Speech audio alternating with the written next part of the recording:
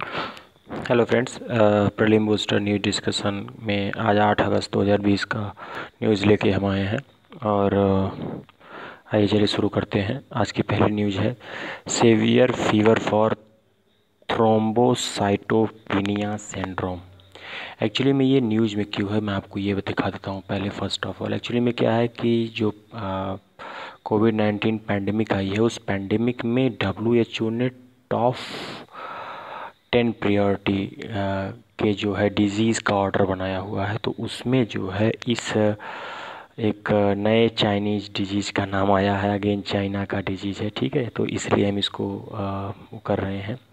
Actually में क्या है, new infection disease calls thrombocytopenia cause by, ये क्या कारण है इसके फैलने का? ये टिक बॉर्न वायरस है। याद रखना, ये वायरस से ही होता है, लेकिन ये टिक बॉर्न, टिक मीन्स होता है एक ऐसा कीड़ा जो जिसके पंख नहीं होते हैं और जो काटता है और खून चूसता है, ठीक है, उसको बोलते हैं टिक। तो एक ऐसे कीड़े के काटने से ये जो है वायरस फैलता है, और इसने 7 लोगों को चाइना में जो है इन्फेक्टेड मारा है और 60 अदर इन्फेक्टेड हुए हैं, ठीक है। इसलिए एक्चुअली में इसकी वजह से जो कहते हैं कोविड-19 पैंडेमिक की वजह से WHO ने वर्ल्ड के 10 डिजीज़ का ऑर्डर निकाला है। इसमें इसका भी नाम है, ठीक है। और इसने ये भी कहा है कि जो ये थ्रोम्बोसाइटोपिनिया सिंड्रोम वायरस है, ये इस फैमिली का है, वो ज़्यादा इम्पोर्टेंट नहीं, ट्रांसमिटेड टू ह्यूमन। और ये भी कहा गया है कि ये कोई ज़रूरी नहीं है, ये ह्यूमन टू ह्यूमन भी फैल सकता है, ठीक है। Transmitted to human through tick bite, ठीक है। जैसे मान लीजिए कोई टिक है और वो आपको काट लिया, आपको हो गया थ्रोम्बोसाइटोपिनिया। और फिर नॉर्मल टिक है, वो भी अगर उस इन्फेक्टेड आदमी को काट के फिर एक अनदर अनइन्फेक्टेड आदमी को काटेगा तो भी हो सकता है, ठीक है। और इसको फर्स्ट टाइम आइडेंटिफाई किया गया था 2009 में। इसको फर्स्ट टाइम आइडेंटिफाई किया था 2009 में। और चाइनीज़ वायरोलॉजी है वॉर्न दैट ये ह्यूमन टू ह्यूमन भी ट्रांसमिट हो रहा है।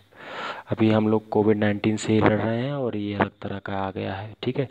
तो ये टिक के काटने से है, ह्यूमन टू ह्यूमन ट्रांसमिट होता है। ये भी वायरस है जिसे चाइना में 7 लोगों की डेथ हुई है।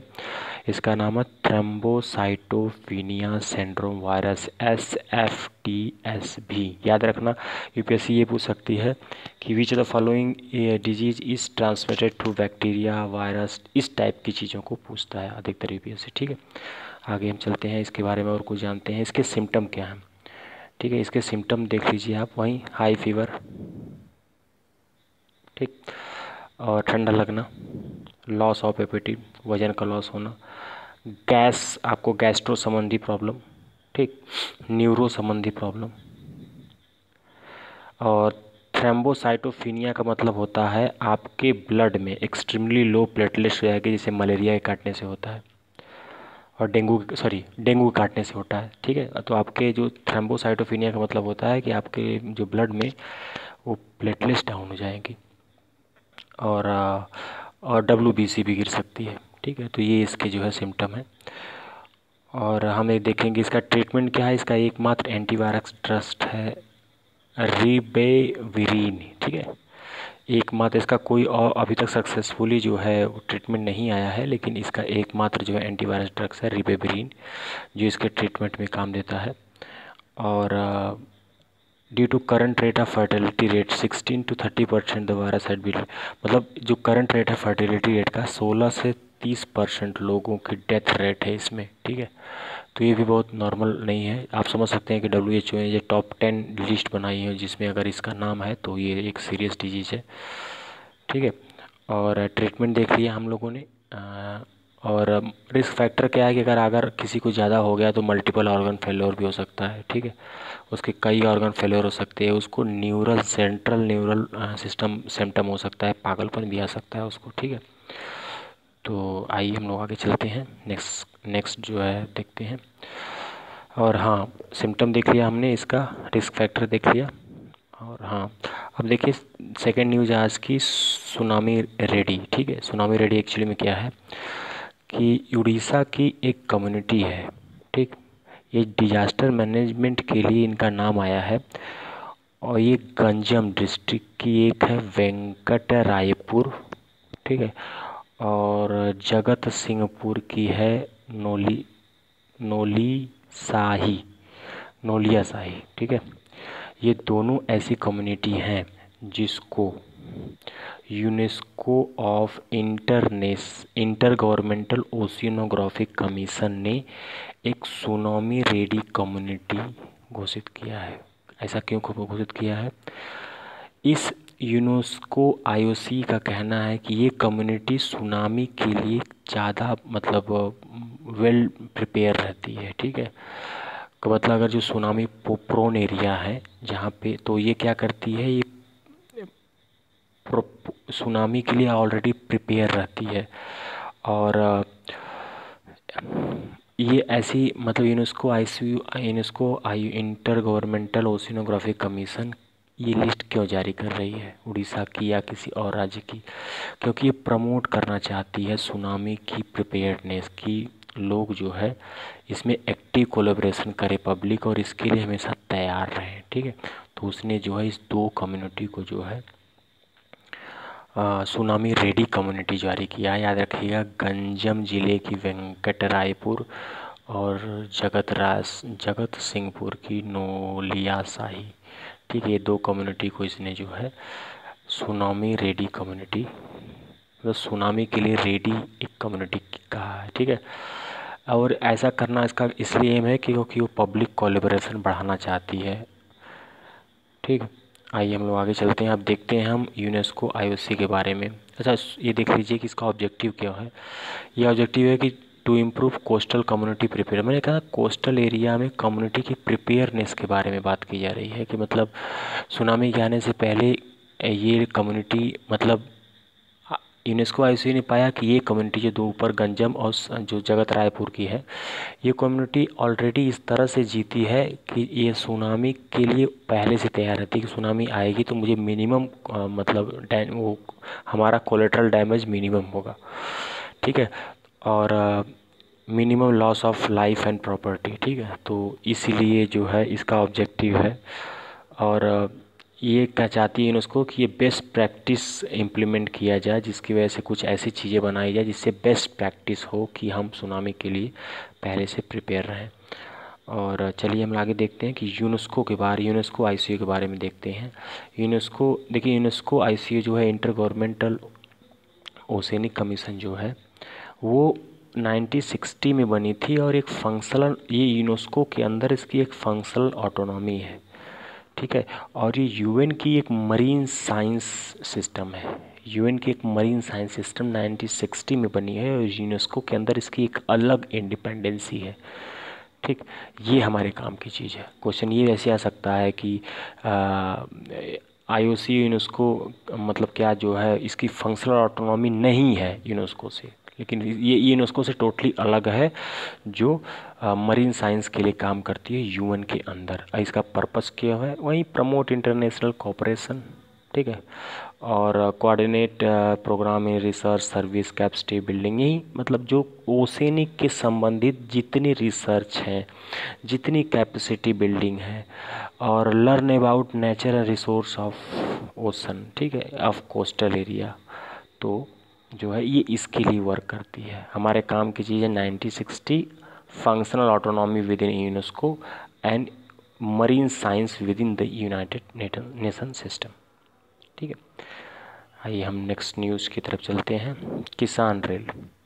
इस बार के बजट में गवर्नमेंट ने कहा था कि हम एक किसान रेल चलाएंगे जो किसानों के लिए रहेगा। और इस रेल में एक्चुअली में क्या रहेगा, जैसे ये रेल अगर रहेगी, ठीक है, मान लीजिए ये ट्रेन है, तो इसके कोसेस जो है टोटली मतलब फ्रीजर की तरह रहेंगे। इसके अंदर जो है कोल्ड स्टोरेज के टाइप के किसान अपने सामानों को लाद के, जो उनके पेरिसेबल आइटम है जैसे इस वेजिटेबल हो गया, मिल्क हो गया, मीट हो गया, उसको एक जगह से जहाँ से उनको जो है मान लीजिए यहाँ पे उनको सही से वो नहीं मिलता है प्रॉफिट, तो वो उसको लेके आए मुंबई या ऐसी जगह लेके जाए जहाँ पे उनको अच्छे इनके पैसे मिल जाएं। तो ये 2021 के इसमें कहा गया था कि हम चलाएंगे स्पेशल ट्रेन, और ये पहली स्पेशल ट्रेन चली है महाराष्ट्र के देवनाली से बिहार के दानापुर के बीच में।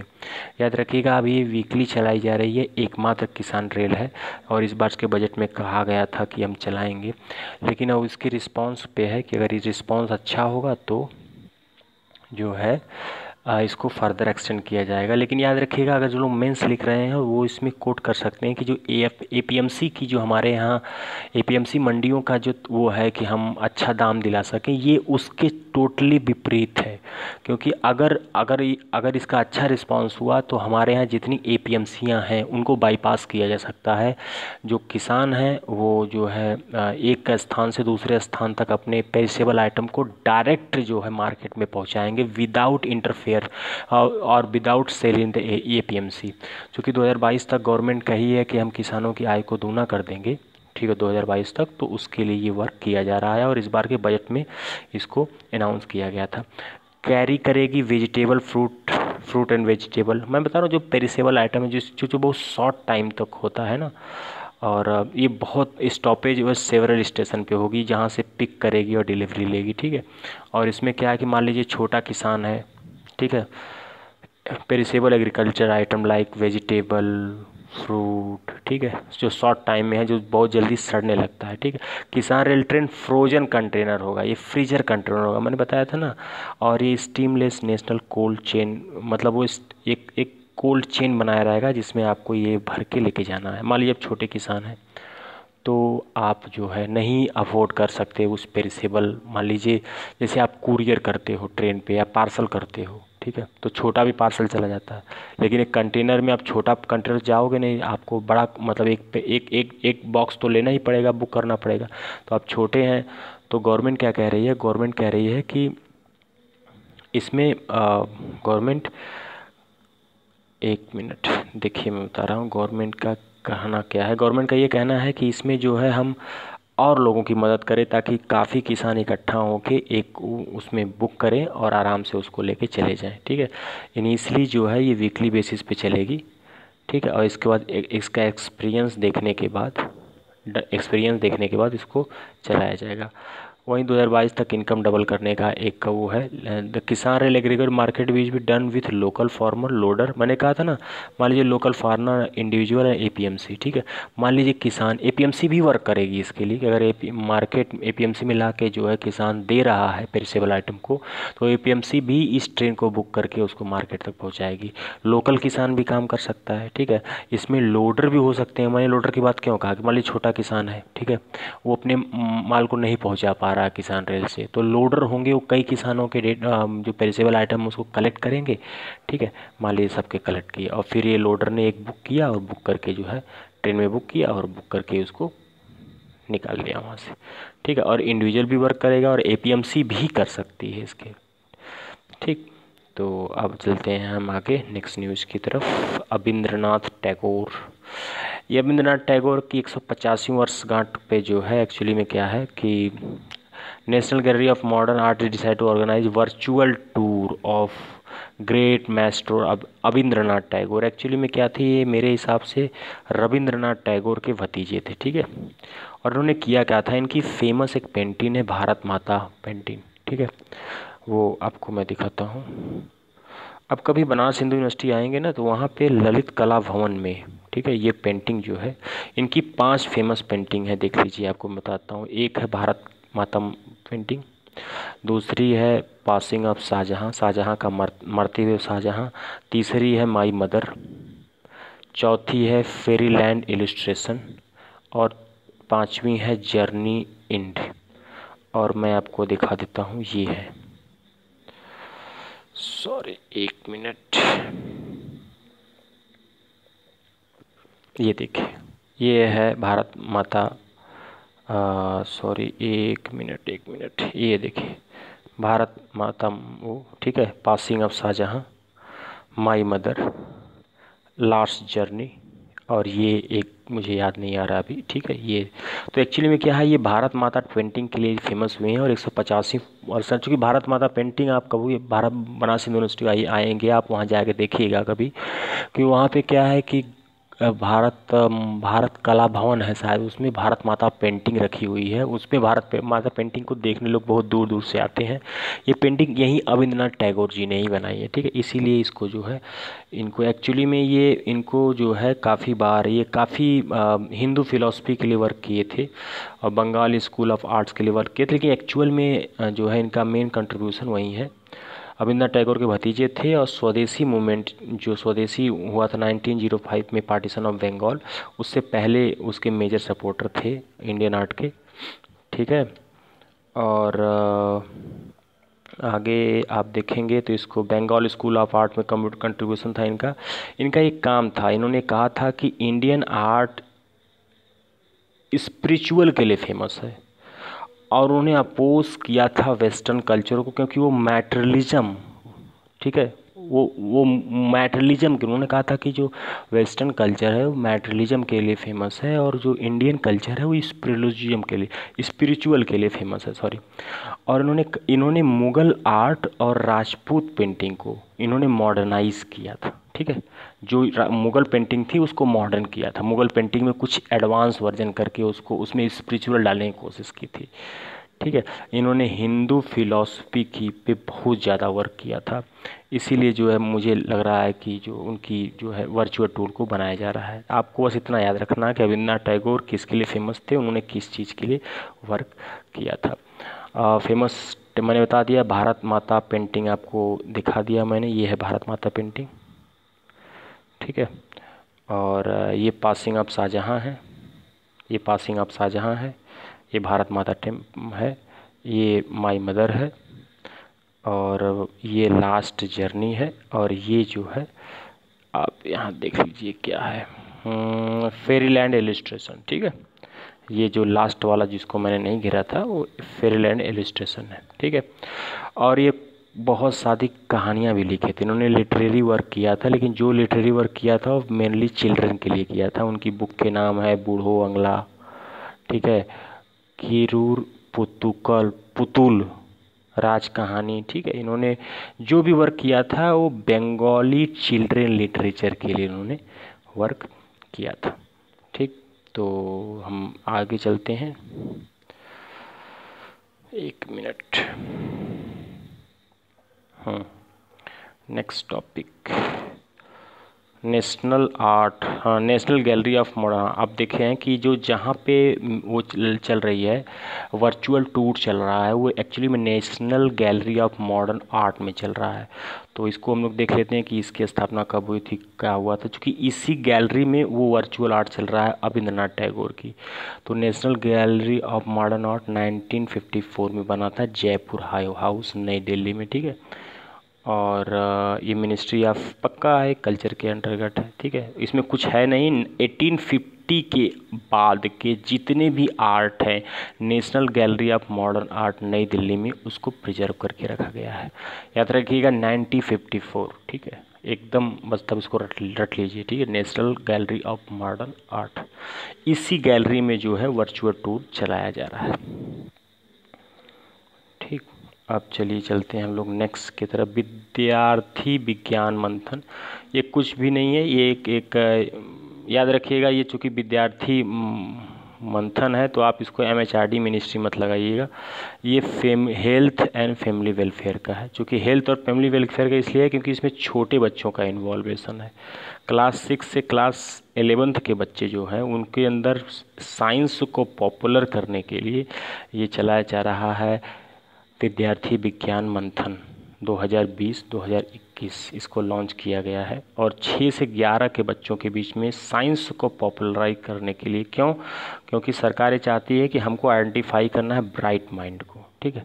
सरकार तरह तरह की नौटंकियां चला रही है ब्राइट माइंड को अट्रैक्ट करने के लिए, लेकिन हमारे देश में रिसर्च को प्रमोट करने के लिए या इस एजुकेशन में GDP को एजुकेशन में फंड को बढ़ाने के लिए प्राइवेट प्लेयरों को डाल रही है।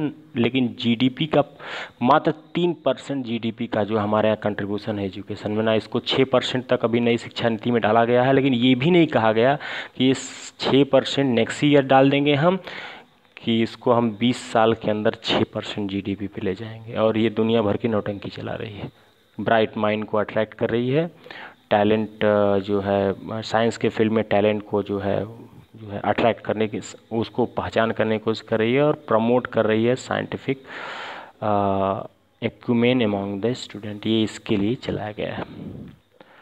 ठीक है, तो आइए हम लोग आगे चलते हैं।